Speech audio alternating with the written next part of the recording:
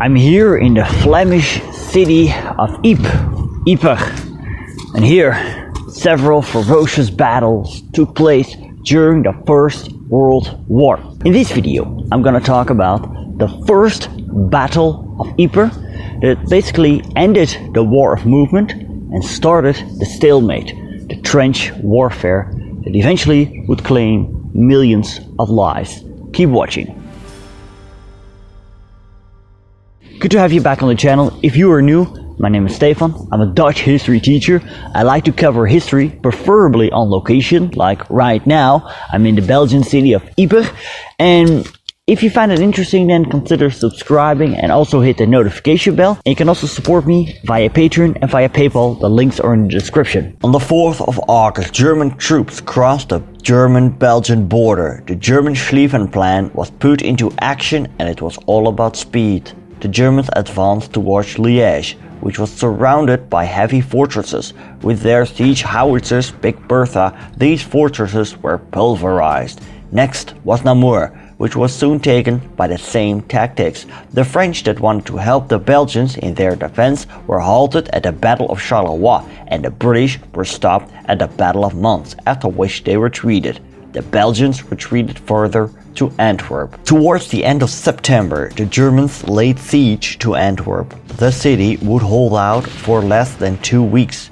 That month, the so-called race to the sea commenced. The goal was not to reach the sea as soon as possible. The goal of the Germans and the British and French was to outflank the enemy. It led to several clashes at Ypres and the Yser, as a German officer wrote to his parents.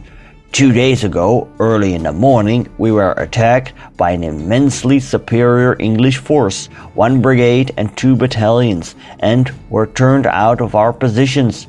The fellows took 5 guns from us. It was a tremendous hand-to-hand fight. How I escaped myself, I am not clear. War is terrible. We are all hoping that a decisive battle will end the war. South of Ypres, the British troops pushed back the German 6th Army and crossed the Lys River, but made no further progress. North of Ypres, the German 4th Army fought at the Yser River and were halted by the Belgians, who opened the sluice gates, inundating the land and creating a water barrier between them. Therefore, the fighting became concentrated around Ypres itself. On the 19th of October 1914, the first Battle of Ypres commenced. It started as an attack from both sides, but soon the Allies were on the defensive. British General John French wanted to retreat from the emerging Ypres salient, but he was overruled by French Commander-in-Chief Joseph Joffre. As the British ran out of artillery shells, their small arms took out many of the German attackers who attacked in dense masses.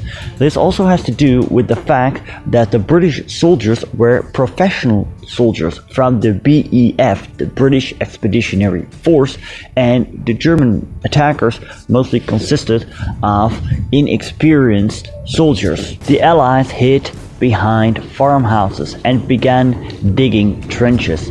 These initial trenches were very makeshift and soon filled with water because of the continuous rain. From the 21st till the 30th of October, the Germans carried out dispersed attacks, but from the 31st of October onwards, these attacks became more concentrated, almost breaking the British lines. However, the British, they managed to hold their lines.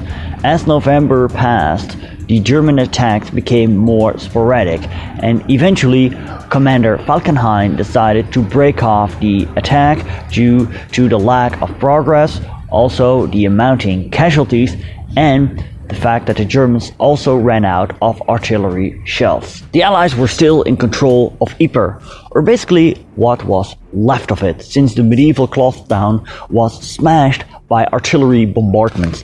Its iconic buildings were destroyed. As John Keegan wrote, "Already the magnificent Gothic buildings of the ancient wool town, the cloth hall, the cathedral, the merchant weavers' houses were falling into ruin under the weight of heavy German artillery fire. The outlying country too was taking on the pock-marked denuded look. that would characterize its landscape for years to come. The battle was a bitter foretaste of what was to come. It ended the war movement and started the stalemate, the trench warfare that eventually would claim millions of lives.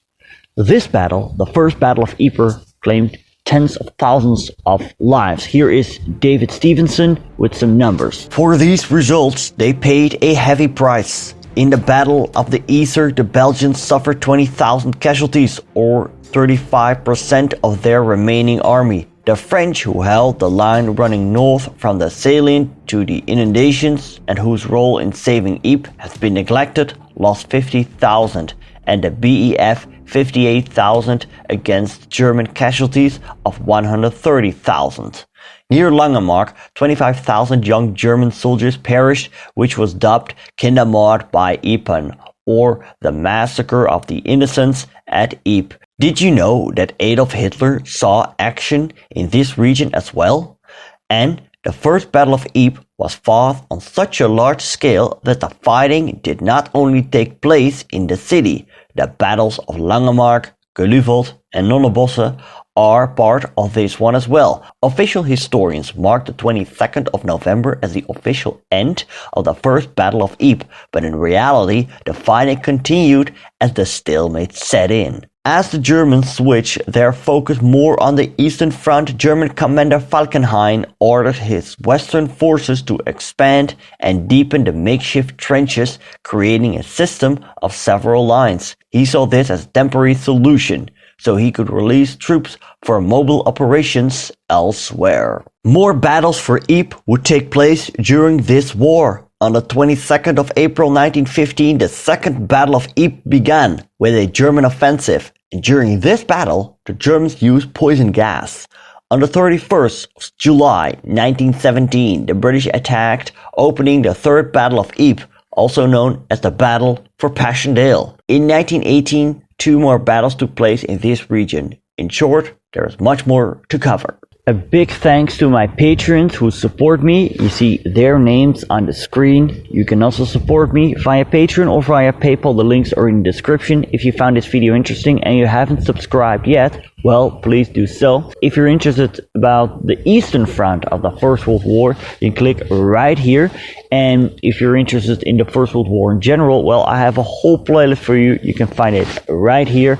I want to thank you for watching and best wishes from the Belgian town of Ypres.